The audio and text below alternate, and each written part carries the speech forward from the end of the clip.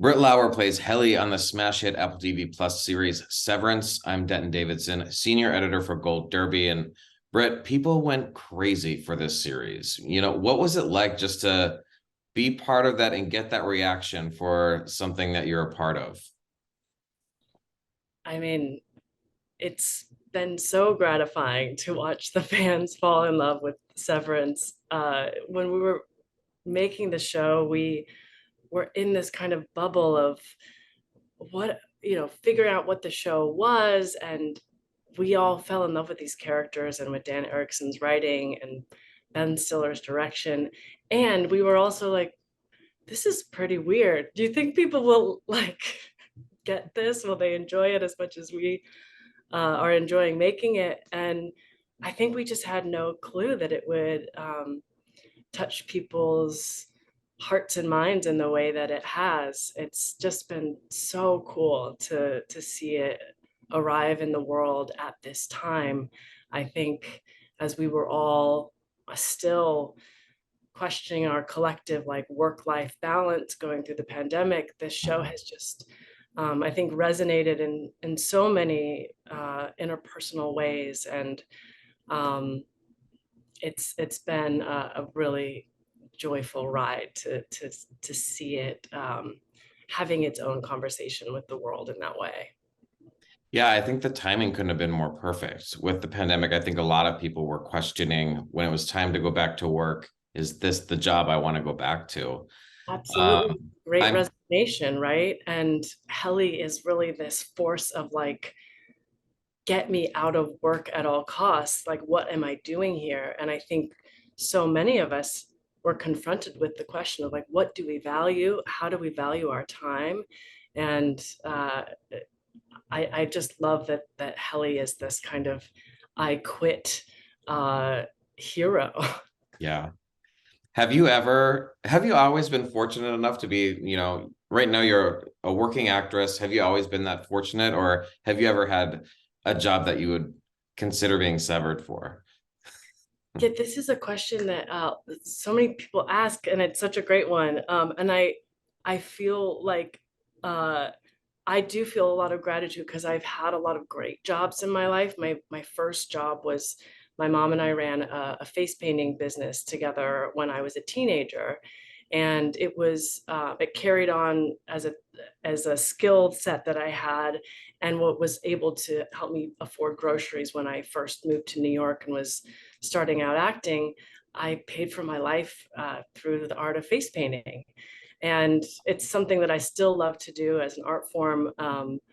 So I don't have that awful job story that so many people do have, but I'm yeah, I'm grateful that I got to have this early relationship with creativity as a way to build a life in New York City, no less. Yeah.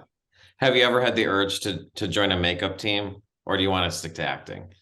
You know, face painting is really different than makeup because it's much more of a painting as Mhm. opposed to makeup art is so subtle, and I'm really not as good at that. But I studied art in college and was a painter, and so the way that I paint on a face is much like it's a water based medium, so it's a lot like watercolor or acrylic, and yeah, I've never wanted to do what makeup artists do because they're just it's totally subtle art form that I'm not good at. So cool. I heard this role of Helly in particular was they did a pretty deep dive in the casting process. So I'm curious, for you, what was that process like? And did you really understand what the role was as you were going through the casting process? Like how much were they able to sort of share with you about this series? Well, yeah, they did a deep dive from what I understand, and the way that the project was presented to me was a call from my agent, and she said, "There's this incredible script out there that everyone's so hungry to read for this particular role in."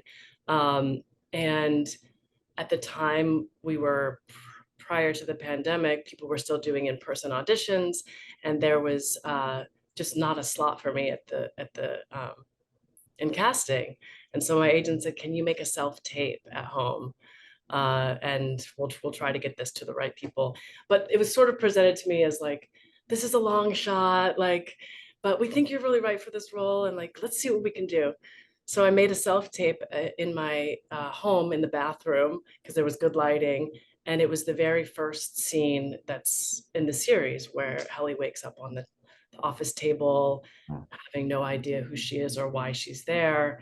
And she's getting this intake questionnaire. And so I filmed that scene, having read the pilot and felt like, wow, this is like the most incredible role I've ever read. She's so dynamic, she's so defiant and rebellious.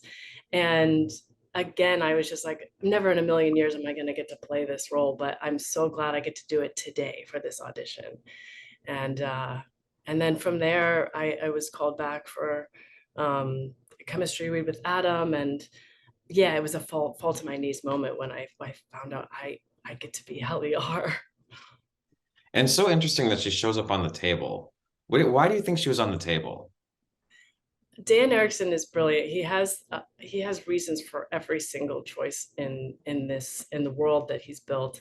But I know for him that first moment is supposed to almost feel like a rebirthing, uh, or like a birth moment. Like these characters are waking up on the first day of their lives, and uh, they're like being birthed on an office table. And then you land the job, obviously, and then you get there. Ben Stiller's at the helm. You've got this incredible script by Dan Erickson, and then you're working with Adam, Patricia Arquette, John Turturro, Christopher Walken. What was that like, just to be part of that ensemble? Because it's such a great cast. I can't think of better casting. I mean, I couldn't agree with you more. Was I was just so honored to step onto the the stages with them. I continue to feel in awe of everyone's passion and generosity. You know, not only are they like legends and my heroes, but they're like the kindest people you've ever met. And I think as a collective, we were all again trying to figure out, what is this show? What is it that we're building together? You know, the very first question that's asked in the series is, who are you? Yeah. And I think as a show, we were figuring that out in season one as well. And it all starts off with Helly popping up. She has no idea who she is. How do you sort of prepare for that role, and get that look in your, I mean, you look completely lost and you don't know who to trust. What sort of prepared you for that role, and how do you get into that character? Well, first of all, it was a lot of investigating on the day. You know, obviously, Helly is on this very clear and active journey to figure out who she is and what the hell she's doing there. So as an actor, my job is very clear, is to find those things out, like discover my environment, figure out how to get out, doing a lot of recon and uh, strategy and tactic. And like, she wants to get out and find out who she is at all costs. So a lot of my preparation was just being really present on the day, to the set and to my fellow actors. Our design team is so incredible. It's like being in an immersive experience when you're on set. You'll open a drawer and the props department has, you know, the pamphlets are filled with Lumen uh, corporate literature, and the props are all just, everything is super inspiring. So in a lot of ways it makes your job easy because you're just fully immersed. um, and on the other side of it, a lot of my preparation was like doing research into amnesia patients and what it feels like to wake up having no clue Mm. who you are, and to have to build back an identity based on um, you know, the present moment and what you're discovering. As a painter, I do a lot of sketching the inner life of the character. So like in the mornings I would get out my paint or my crayons and I'd be like, I don't know what this scene is, but it feels like this. And I just like scribble the feeling of the scene. So I have a whole like sketchbook of a lot of the scenes, and like you can feel Helly's intensity, that kind of like raw, unapologetic punk rock edge. You can feel it in the visual art. So yeah, a lot of it was for me less cerebral and more just like getting in my body and getting into the kind of inner life in a very much more abstract way.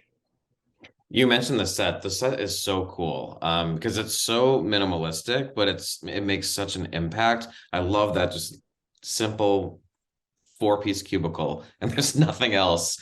Were those computers functional? Like we see that weird software. It was very 90s. It reminded me of being a kid on like a very old computer. Yeah, the computer's totally functional. There's a software, like we're actually selecting numbers and putting them into bins. Um, and Zach Cherry is like actually in really like in real life, he finds all these like ways of moving the numbers around in this I don't know, he's a gamer and I think he just like figured out how to hack the system. But yeah, it's again, it's very immersive. Even things like the elevator that we're in is like just a little too small to be standing in. You know, it just gives you that eerie feeling of like this is unnatural. The green carpet and the and MDR is like is it's just surreal to be in that space. We've had you know, we're filming season 2 right now, and just to be back on the stages, it's like we've never left. Yeah. Um, well, leading into season two, we saw the season 1 finale, and we find out Helly is Helena Egan, the daughter of the Lumen Industries CEO and descendant of founder Keir Egan. And she wakes up and she's thrust into this moment, and she's supposed to give a speech about the process and sort of advocate about how humane it is. But she doesn't really realize that until she's kind of there. And then it's like, what is going on? Can you talk about filming that season finale and what it was like sort of going through those moments and kind of playing it cool? I would have been completely flustered if that was me. So Helly really holds it together. Can you talk about just acting through that process? Yeah, Helly really does become very cool under pressure. And once she makes a decision, she doesn't look back. She's just always forward moving. So again, the environment of that gala, I think we counted 54 images of Helly on these huge spinning cubes. So first of all, as an actor, to see that many images of yourself is like somewhat uh, daunting and flustering. But Helly is putting together all these pieces at once. So it was like this dual experience of like, wow, taking this like funhouse mirror situation and put the pieces together that um, not only am I my own worst night, Helly's own worst nightmare. She's in charge. She's like put herself in this situation. So, you know, there's this quite poetic, I think. It's just literalized becoming your own worst enemy. You see her see that she's she's been the mastermind behind why she's been trapped in this office. Yeah. And right at the end, Dylan is about to lose it. Like he's kind of holding them all in that space. And then it's like, bam. And we don't know as the audience what's going to happen. I can't wait to see the repercussions of and what kind of trouble they get into. What was the most difficult aspect of playing, a dual role as an innie and an outie, or just, maybe the most difficult scene or episode for you throughout the season? Hmm. Well, there's this scene where Helena is quite cruel to herself when there's a video that she's presenting to herself where she she says, you know, I'm a person and you are not. That kind of language that she's using towards herself is, you know, I had so much empathy for Helly R, the Innie's journey, and to play my own self being so, like her own self being so cruel to herself. It was really heartbreaking, and it also so relatable. You know, we do that, right? In our own head, we speak to ourselves in such in ways we would never speak to our best friends, you know. And so the way I got into that scene was to just be like, you know, we are at odds with parts of ourselves. We do speak to ourselves unkindly when we feel like a way that we are, or some aspect of our behavior doesn't feel in alignment with who we are. uh, and so I really wanted them to be the same person, and yet to have this nature versus nurture aspect. So Helena is much more of like representing the ego, and Helly is much more representing the id, that kind of raw and unfiltered aspect of oneself. And is a super challenging uh, puzzle, but really, but like exciting and fulfilling at the same time. And what's the most fun? Is it like the dance party or waffle parties or something we would never expect that was actually more fun to play than it might actually look like when we're watching?